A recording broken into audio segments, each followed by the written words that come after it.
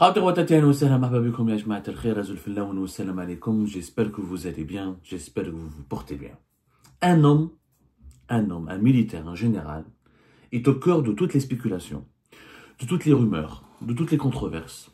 Et son sort demeure inconnu jusqu'à maintenant. Et nous avons tout fait.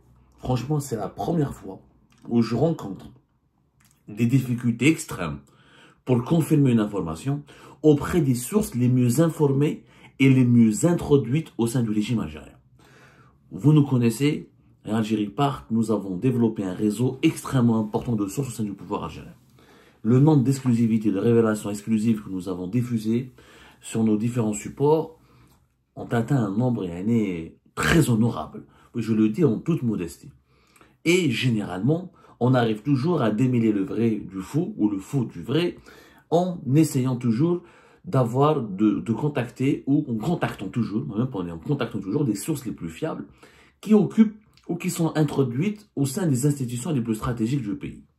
Et c'est pour ça que nous avons des informations correctes, fiables, crédibles, et on n'est pas dans la radicalité, on n'est pas dans l'exagération, ni dans le sensationnalisme. Mais cette fois-ci, il y a une info qui circule depuis 3 jours. Ça fait 3 jours que je travaille sur cette information pour essayer de la confirmer ou de l'infirmer et pour comprendre ce qui s'est passé. J'ai pas pu. Honnêtement, j'ai pas pu. Cette information concerne le général Mohamed Qaïdi, le général algérien Mohamed Qaïdi, ou le général-major Mohamed Qaïdi, plus exactement. Le général-major Mohamed Qaïdi, c'est l'un des visages ou l'une des figures les plus populaires de l'armée nationale et populaire, de l'armée algérienne. C'est l'une des figures les plus emblématiques. Pourquoi? Parce que ce général s'est fait connaître entre 2019 et 2020 comme étant l'un des symboles de cette reprise du pouvoir par l'institution militaire algérienne lorsque la purge contre le régime de Bouteflika avait été entamée, ou lorsque le démantèlement du régime de Bouteflika avait été entamé à l'époque de l'ancien chef d'état-major de l'armée algérienne, le défunt Gaïd Salah. Le général-major Mohamed Qaïdi, il était en poste jusqu'à novembre 2021. Depuis, il a été relevé de ses fonctions. Malgré le fait qu'il a été relevé de ses fonctions, il était resté populaire. Pourquoi? Parce que Mohamed Qaïdi, il n'a rien de particulier. C'est vraiment un objet médiatique à étudier. C'est le seul général qui n'a rien fait de particulier, mais qui est devenu célèbre.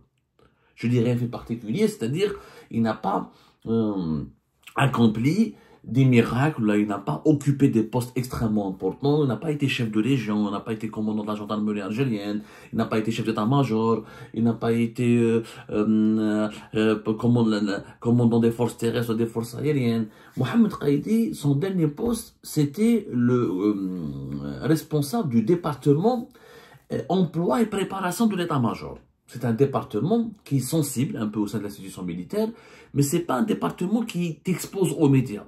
Très peu d'Algériens et d'Algériens connaissent ce que c'est le département emploi et préparation, qui, son rôle, c'est d'assurer la coordination entre l'état-major de l'armée et l'ensemble de tous les commandements des légions militaires du pays et des corps de l'armée algérienne, l'armée de terre, l'armée de l'air, la marine, etc. On l'appelle emploi et préparation. C'est un poste technique au sein de l'armée, c'est les préparations des plans de guerre, des entraînements, des relations, des liaisons entre l'état-major de l'armée et l'ensemble des composants de l'armée. Mais il est devenu populaire à partir de 2015. En 2015, Mohamed Qaïdi, dans un événement, il était totalement méconnu. Il est né à Tablat, à Mdia. En 2015, il s'est fait connaître lors d'une journée médiatique organisée par le ministère de la Défense nationale sur le service militaire, sur l'avenir du service national, est-ce qu'il faut le professionnaliser, l'importance du service militaire, etc. Et à ce moment-là, il y avait toutes les chaînes de télévision privées à l'époque qui étaient présentes. Donc en 2015, c'était le début de Nahar, le début de Shorouk, le début d'El Bilad. C'était vraiment les grands débuts. Les débuts, en pleine explosion médiatique, les débuts, c'était plus 2012, 2011, mais à 2015, les chaînes de télévision privées ont commencé à avoir un impact majeur. De grandes audiences, Bilad, Shorouk, Jazairiya, Nahar.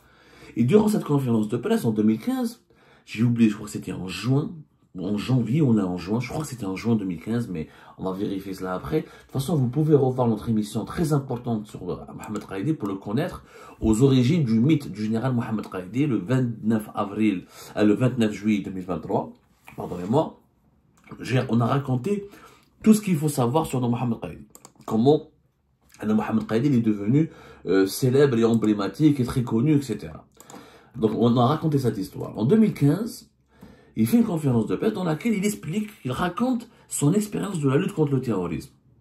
Il dit que voilà, nous étions nous aussi habités, hantés par les doutes, on ne savait pas est-ce qu'on était sur la bonne voie ou là sur la mauvaise voie. Les terroristes, quand on partait au combat, on disait Allahu Akbar, donc des fois on avait des doutes, c'était une guerre fratricide, frère contre frère, mais à la fin, alhamdoulilah, Rabbi Nsarna, Dieu nous a donné la victoire et c'est nous qui avions raison parce que nous on se battait pour une cause juste et les terroristes se battaient pour une cause diabolique. Et cette intervention personnalisée, c'est la première fois où nous avions, devant les caméras, c'était aussi le début des réseaux sociaux, c'était Facebook était en pleine explosion, les réseaux sociaux, YouTube, etc. C'est la première fois où un général parle de son expérience personnelle de la guerre civile des années 90, où il expose ses doutes, il expose ses hantises, il dit comment nous avons gagné cette guerre. Il est devenu populaire depuis. Les réseaux sociaux, sur quoi c'est jeune général. Et puis, la caractéristique de Mohamed Qaïdi, c'est qu'il est jeune. À l'époque, il était jeune, il était né en 1961. Il avait même pas 60 ans. Aujourd'hui, il a 63 ans. 63 ans aujourd'hui. Vous allez me dire, mais Abdou, c'est pas jeune, 63 ans, mais par rapport aux autres dissidents de l'armée algérienne, qui Machine à 75 ans, Ben Ali, qui a dépassé les 80, au-delà de 85 ans, par rapport à d'autres généraux où la moyenne d'âge est de 70 à 75, voire même jusqu'à presque 80 ans, Qaïdi, il est jeune. Et en 2015, quand on l'a découvert, il était âgé de 54 ans. Donc, il était vraiment jeune. On n'avait pas l'habitude de voir des jeunes généraux. C'était, voilà, c'est le pionnier de la figure politique, de la figure médiatique du jeune général. Hadi le fait la gloire de Qaïdi. Il n'a jamais occupé un poste important, sauf qu'au sein de l'armée, il était populaire. Grâce à cette intervention, il était populaire. Et avant cette intervention, il était respecté. Parce que le général Mohamed Qaïdi, il a fait beaucoup de la lutte contre le terrorisme. Il a passé toute sa vie dans la lutte contre le terrorisme. Et effectivement, Mohamed Qaïdi, c'est quelqu'un qui a fait Sidi Bel Abbas, qui a fait le maquis de Mdiyab, de Ain Defla. Beaucoup de sources fiables nous rapportent que Mohamed Qaïdi est un blessé. Il s'est blessé là. Il a été blessé durant la décennie noire. Il dormait il partageait avec ses troupes, quand il était officier de l'armée, il dormait dans un camion. Il faisait dans les tentes, dans des conditions extrêmement difficiles. Il faisait vraiment le terrain. Et du coup, il s'est forgé une réputation d'homme de terrain et d'homme très engagé auprès de ses troupes. On le redécouvrira plus tard en 2020, parce que les médias algériens à l'époque de Gaïd Salah, ils ont utilisé Mohamed Qaïdi pour faire de lui le visage, l'ambassadeur de l'institution militaire algérienne qui en 2019 a chassé les Bouteflika du pouvoir pour prendre le pouvoir à l'époque de Gaïd Salah. Et dans l'imaginaire collectif algérien, les médias à l'époque proches de Gaïd Salah, ils ont fait croire que c'était Mohamed Qaïdi, c'était lui le patron des services secrets algériens, et que c'était lui qui assurait ou qui menait les opérations de lutte contre la corruption des plus hauts responsables du régime de Bouteflika. Ce qui était totalement faux. Parce que, avant de mars 2020, avant de prendre le poste à la département très technique d'emploi et préparation, Mohamed Qaïdi était l'adjoint du chef de l'époque. C'était Chérif Zerred, général-major Chérif Zerred, qui était à l'époque le chef du département emploi et préparation. Donc il était toujours au niveau de l'état-major, il assurait la coordination toujours au niveau de l'état-major, mais il n'a jamais dirigé les services secrets. Pourquoi je vous parle de Mohamed Qaïdi? Et pourquoi je suis en train de vous expliquer qu'il est populaire et comment il est devenu populaire et comment il est devenu connu, notamment en 2019 en 2020, où les médias à l'époque l'ont rendu encore plus célèbre, parce qu'à chaque fois qu'on parlait de la lutte contre la corruption et des arrestations des ministres et des dirigeants de l'époque de Bouteflika, on sortait sa photo, on l'appelait le Menchel. Donc lui n'avait rien à voir. Aujourd'hui, Mohamed Qaïdi, il a disparu des radars depuis son limogeage très troublant dont nous allons parler encore en novembre 2021. Mais depuis 3 jours, on annonce son arrestation. On annonce son arrestation et son emprisonnement et son placement en détention à la prison militaire de Blida. Information extrêmement choquante, parce que Mohamed Qaïdi Comme par hasard, il y a une semaine, voire pratiquement depuis le début à la fin du mois de novembre, des informations insistantes rapportées que Mohamed Qaïdi s'apprêterait à revenir au poste, à reprendre des fonctions importantes. Donc Abdelmajid Tebboune, qui l'apprécie très particulièrement, allait lui confier un poste de responsabilité extrêmement important. 2 semaines, 3 semaines après, des informations sortent et rapportent qu'il a été emprisonné. Le premier qui a rapporté, il faut rendre à César ce qui appartient à César, le premier qui a annoncé son arrestation, son emprisonnement, c'est Toufer Ben Nasser, qui est devenu aujourd'hui sur les réseaux sociaux une figure incontournable. Toufer Ben Nasser, je rappelle, c'est le fils du général, le défunt général Arbi Ben Nasser, l'ancien patron de la justice militaire de 99 à 2004-2005. Si je ne me trompe pas, voilà, entre 2004 et 2005, en tout cas c'est le fils de l'Arbi Ben Nasser, c'est le frère de colonel Boualam Ben Nasser, l'ex-officier supérieur des services secrets algériens dans la DDSE, le renseignement extérieur, la direction de la documentation de la sécurité extérieure, qui était consul d'Algérie à Alicante et qui était chef du bureau de sécurité des services secrets algériens au niveau du consulat d'Algérie à Bobigny. Et Ben Nasser, c'est une grande famille, parce que leur père, l'Arbi Ben Nasser, était extrêmement proche de Bouteflika, était l'une des figures, l'un des piliers de la justice militaire des années 90, bien avant les années 90. Il avait un autre frère qui était commissaire important de la police judiciaire. Toufer Ben Nasser, il s'est fait connaître lorsqu'il a mené un combat, il a commencé à médiatiser plutôt, pour lutter, pour demander la libération de ses frères, les Boualam Ben Nasser ou Nasser Ben Nasser, qui ont été emprisonnés à la prison militaire de Blida depuis avril 2024 et qui avaient été arrêtés au mois de mars 2024 parce qu'ils étaient accusés d'avoir participé à un complot qui affaiblirait l'autorité de l'État et des complots contre les institutions sécuritaires les plus sensibles de l'État, qui sont les services secrets algériens. Rappelez-vous l'affaire des frères Ben Nasser, on en a souvent parlé. En résumé, Boualam Ben Nasser et son frère Nasser Ben Nasser ont été accusés par la justice militaire et par la DCSA, la Direction centrale de la sécurité de l'armée, d'avoir pactisé avec Fariz Eddine Benchir via des intermédiaires, dont un ancien journaliste et un ancien polémiste, qui est en prison avec eux, et ils auraient donné des informations à des cyberactivistes établis à l'étranger, Hicham Aboud et MLTZ, notamment pour s'attaquer à Mahanna Jabbar, au colonel Mouad et un certain nombre de responsables de l'équipe de Chengreha, de Saïd Chengreha et de l'équipe des services secrets algériens. Bien sûr, ce procès n'a pas eu lieu pour le moment. Ils sont présumés innocents, puisqu'il n'y a jamais leur culpabilité n'a été pour le moment ni reconnue, ni confirmée. Et Toufer Ben Nasser, avec lequel nous avons même fait une interview récemment, parle d'une instrumentalisation politique, d'une cabale judiciaire, d'une inculpation d'une affaire purement politique, parce que l'équipe de Chengreha, le clan Saïd Chengreha, se vengerait contre son frère Boualam Ben Nasser, parce qu'il n'a pas voulu trahir Boualam, qui est le conseiller d'Abdelmajid Tebboune et avec lequel il a collaboré sur un certain nombre d'enquêtes et d'affaires sensibles. Donc Toufer Ben Nasser, c'est lui qui a annoncé l'arrestation et l'emprisonnement de Mohamed Qaïdi. L'information circule, moi je le contacte Toufer Ben Nasser qui me l'a confirmé, en tant que journaliste je fais mon travail, j'essaye de la confirmer, alors là je rencontre 2 grandes murailles. La première muraille, c'est que les sources les plus proches de lui, au départ, ils ont démenti. Non, c'est pas vrai. Il n'a pas été arrêté, il n'est pas en prison, il est chez lui. Une source nous a affirmé qu'il était extrêmement grippé, c'est pour ça qu'il n'a pas donné signe de vie. Donc au départ, je me suis dit, peut-être c'est faux. Sauf que quelques heures plus tard, une autre source très proche de lui affirme effectivement qu'au contraire, il a été arrêté, il a disparu et se retrouverait à la prison militaire de Blida. Je contacte d'autres personnes, j'ai contacté notre confrère Saïd Ben Zdera, qui est très proche de l'institution militaire, qui a des sources extrêmement proches, très bien introduites de l'institution militaire. J'ai parlé avec Saïd Ben Zdera, il m'a dit, moi j'ai consulté mes sources, j'ai demandé à mes sources, il va bien, ma kashmenha, c'est une rumeur, c'est de la manipulation. Manipulation, rumeur, je recontacte Toufer Ben Nasser, qui lui me donne d'autres détails et qui me confirme qu'il a été arrêté. À ce moment-là, je suis confronté à une situation journalistique extrêmement délicate. On a 50% quand même, au-delà de Toufer Ben Nasser, de Saïd Ben Zdera, j'ai contacté d'autres sources anonymes, dont des sources proches de son entourage, dont des sources qui le connaissent bien, et dont des sources militaires bien introduites. Et la moitié de ces sources affirment que c'est vrai, il a été emprisonné de façon très discrète et secrète, et d'autres sources disent que non, c'est pas vrai.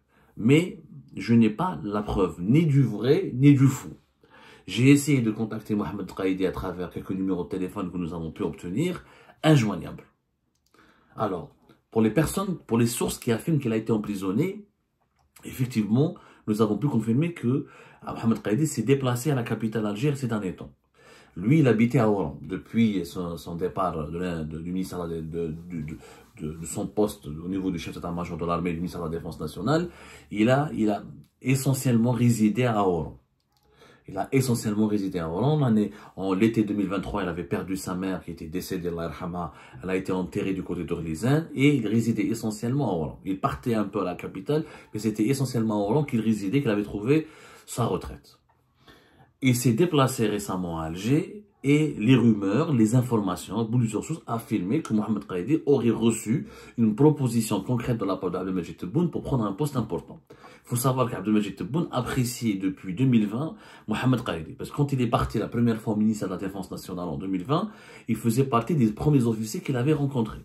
Et comme Tebboune, comme tous les Algériens, il avait reconnu Qaïdi, parce que Qaïdi était très médiatisé en 2019, et sa fameuse intervention médiatique en 2015, donc il a sympathisé avec lui. Il faut savoir que Qaïdi, c'est quelqu'un qui parle bien, parce qu'il parle il parle 3 langues, il parle le français et l'anglais. Il a été formé, il a fait des formations aux États-Unis d'Amérique, il a fait des formations à l'étranger, et c'est un excellent arabophone, un excellent francophone, un excellent anglophone.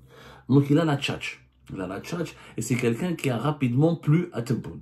Et depuis, Tebboune aurait dit à son entourage que Mohamed Qaïdi, ce serait bien qu'on fasse de lui un officier supérieur important, c'est l'avenir de l'armée. Il se trouve que le départ de Hakina Walash en novembre 2021, rappelez-vous, il y a une grosse divergence, un conflit, il faut dire un conflit entre Mohamed Qaïdi et Saïd Chengueriha.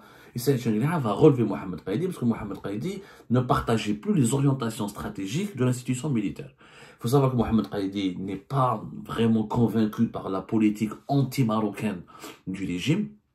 Pour lui, le Maroc est un adversaire, mais à un moment donné, il faut négocier avec le Maroc et qu'on ne peut pas abandonner le principe de bon voisinage si on veut garantir la sécurité de l'Algérie.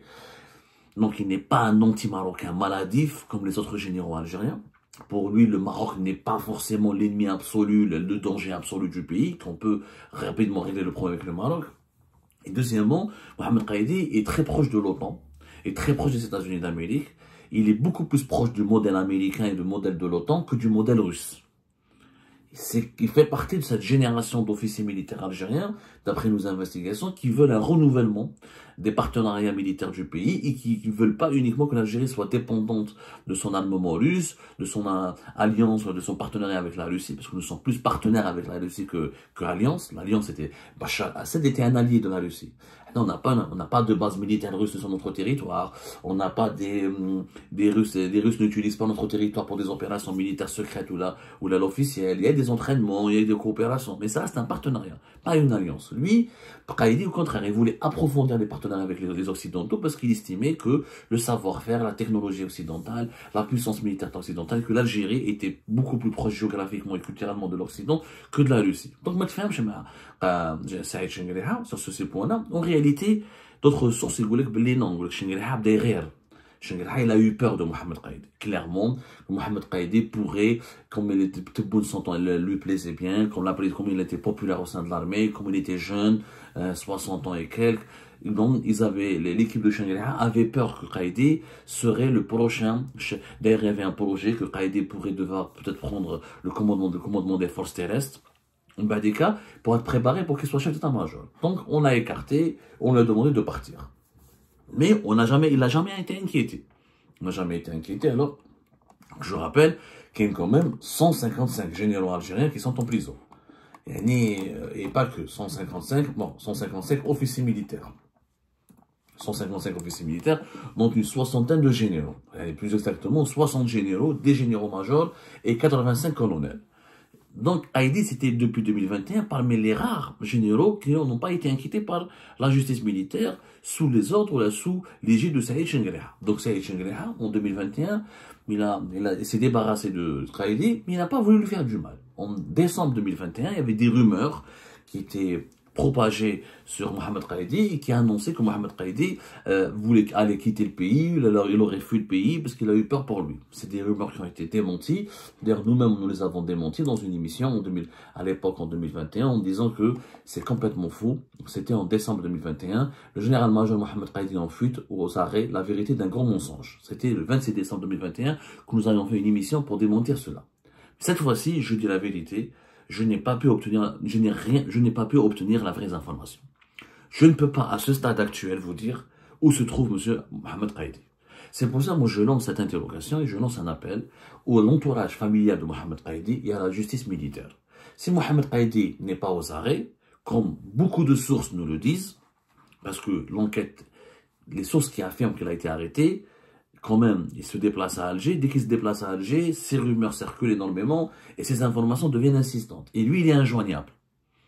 Donc, s'il est extrêmement grippé, t'es pas grippé quand même une semaine ou deux. Tu peux, même si t'es grippé, tu peux envoyer un message et un texto et pour demander à ton entourage de démentir. Ben, il n'a pas été arrêté. Mais aucun monde, il n'y a pas eu démenti de sa part. Il n'y a pas eu démenti de sa part. Et de deux, comme par hasard, ça coïncide, son arrestation, son emprisonnement, avec une éventualité qui était circulée au sein du régime algérien, on allait lui confier un poste important. Et connaissant les guerres de clans et la mécanique des guerres de clans au sein du régime algérien, il est tout à fait possible qu'on veuille saboter cette promotion, qu'on veuille saboter le retour de Mohamed Qaïdi en lui créant une affaire. Donc, en 2020, par exemple, le général Ali Akrom, il a été mis en prison alors qu'il était promis à un poste de secrétaire général du ministère de la Défense nationale. Ali Akrom, qui était très connu, etc. C'était parmi les généraux syndics emblématiques de l'époque de Gaïd Salah, avec, comment on appelle ça, avec Abdelhamid Ghris, avec le général Lechrem, Moussine Bouazza, etc. Ils étaient prévus, ils sont tous tombés les uns après les autres, entre 2021 jusqu'à 2023. Mais en 2020, Ali Akrom a failli devenir secrétaire général du ministère de la Défense nationale. Et à la fin, paf,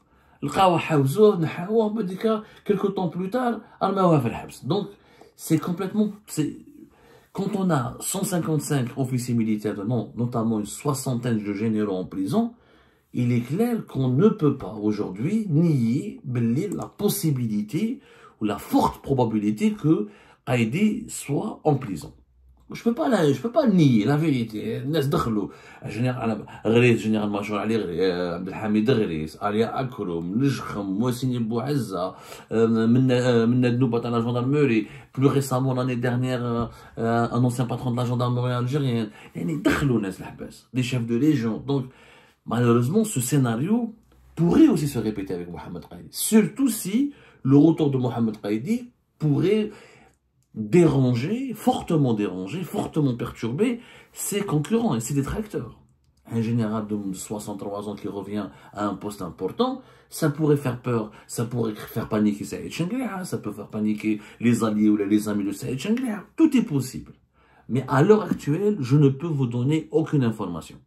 Des bribes d'informations nous parviennent, comme quoi Mohamed Qaïdi aurait été mis sous enquête et convoqué par le CPMI de Braknoun, le SCOUMI aujourd'hui, le principal centre d'enquête à la sécurité militaire, pour enquêter sur lui, sur ses relations et ses contacts qu'il avait gardés avec l'organisation de l'OTAN. D'autres disent la vérité qu'on lui reproche, on le soupçonne d'être l'une des sources de Tawfiq Ben Nasser. Tawfiq Ben Nasser qui est devenu un lanceur d'alerte, qui diffuse sur sa page Facebook plusieurs informations sur Saïd Chenglia, son entourage, sur l'armée. On ne sait pas est-ce qu'elles sont vraies ou pas, en tout cas elles circulent énormément, elles sont reprises, elles sont diffusées, et donc on a soupçonné, d'autres sources accusent ou la soupçonnent que Mohamed Qaïdi aurait eu une relation avec Tawfiq Ben Nasser. Quel type de relation, on n'en est pas sûr. Tawfiq Ben Nasser, c'était l'Arabie Ben Nasser, donc l'Arabie Ben Nasser, il connaît énormément de monde, c'est normal qu'il y ait le patron de la justice militaire. En tout cas, rien n'est sûr, rien n'est clair, rien n'est sûr. Cette histoire, elle est extrêmement opaque. Et c'est l'un des dossiers sur lequel nous ne réussissons pas à avancer. Et c'est pour ça que je voulais partager avec vous tout ce que nous avons entrepris pour identifier, comprendre la vérité, pour identifier, trouver la vérité. Nous n'avons pas pu la trouver, ça arrive. Nous, on est des journalistes honnêtes, humble. Quand on n'a pas l'information véridique, on vous le dit. Mais comme les rumeurs se propagent, on partage avec vous tout ce que nous avons pu faire pour vérifier ces rumeurs. Aujourd'hui, il n'y a qu'une seule chose qui nous reste à faire, c'est de saisir la justice militaire, le ministère de la Défense nationale. Ils n'ont qu'à confirmer ou infirmer. Bon, la justice militaire ne s'exprime jamais. C'est une tradition depuis 2020. Avec tout le nombre important de généraux et d'officiers supérieurs de l'armée qui ont été arrêtés et incarcérés, l'armée ne fait jamais de communiqué et ne s'explique jamais. La justice militaire reste sombre, imperméable, totalement fermée, totalement opaque, et personne ne peut obtenir la moindre information de façon directe ou de façon sereine. Je ne fais un oubli. Qaïdi n'est pas en poste. Donc l'armée n'a pas, le ministère de la Défense nationale n'a pas à confirmer ou là il a infirmé. Ça, il est à la retraite, c'est à lui, c'est à Mohamed Qaïdi d'infirmer ou de confirmer. Nous allons essayer de contacter son entourage familial et nous allons essayer de trouver la vérité. Mais en tout cas, le mystère demeure et M. Mohamed Qaïdi a disparu des radars. Il n'est pas joignable et beaucoup de personnes qui le connaissent ou qui l'ont fréquenté ont cherché à le connaître la vérité, à l'approcher pour avoir de ses nouvelles. D'où notre question pour conclure cette émission. Mais où est donc passé le général-major Mohamed Qaïdi?